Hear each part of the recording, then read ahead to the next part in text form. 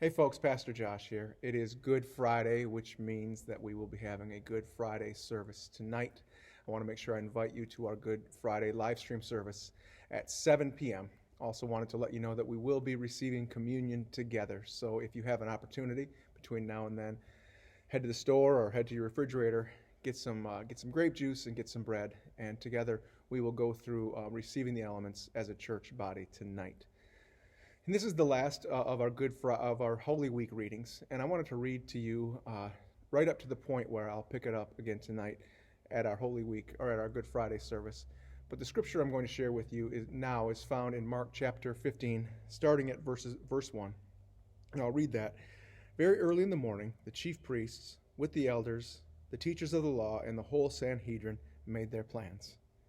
So they bound Jesus, and they led him away and handed him over to Pilate. "Are you the king of the Jews?" asked Pilate. "You have said so," replied Jesus. The chief priests accused him of many things. So again, Pilate asked him, "Aren't you going to answer? See how many things they are accusing you of?" But Jesus still made no reply, and Pilate was amazed. Now it was the custom at the festival to release a prisoner whom the people requested. A man called Barabbas was in prison with the insurrectionists who had committed murder in the uprising. The crowd came up and asked Pilate to do for them what he usually did. "Do you want me to release to you the king of the Jews?" asked Pilate, knowing it was out of self-interest that the chief priests had handed Jesus over to him. But the chief priests stirred up the crowd to have Pilate release Barabbas instead. "What shall I do then with the one you call king of the Jews?" Pilate asked them. "Crucify him," they shouted. "Why?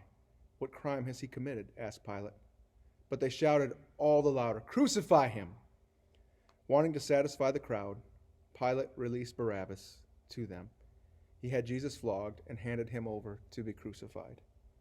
The soldiers led Jesus away into the place, that is, the praetorium, and called together the whole company of soldiers. They put a purple robe on him, then twisted together a crown of thorns and set it on him. And they began to shout out to him, "Hail, King of the Jews!"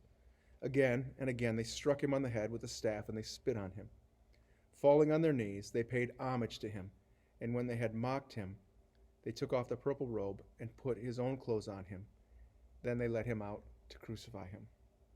A certain man from Cyrene, Simon, the father of Alexander and Rufus, was passing by on his way from the country, and they forced him to carry the cross. They brought Jesus to the place called Golgotha, which means the place of the skull. Then they offered him mixed wine with myrrh, but he did not take it. And they crucified him. Dividing up his clothes, they cast lots to see what each would get. It was 9 a.m. when they crucified him. The written notice of the charge against him read, "The King of the Jews." They crucified 2 rebels with him, one on his right and one on his left. Those who passed by hurled insults at him, shaking their heads and saying, "So, you who are going to destroy the temple and rebuild it in 3 days, come down from the cross and save yourself." In the same way, the chief priests and the teachers of the law mocked him among themselves. "He saved others," they said, "but he can't save himself. Let this Messiah, the King of Israel, come down now from the cross, that we may see and believe." Those crucified with him also heaped insults on him. Now we'll pick up the story right there when we learn of the death of Jesus. And we'll talk more about exactly what the death of Jesus means for us. Thanks. See you at 7.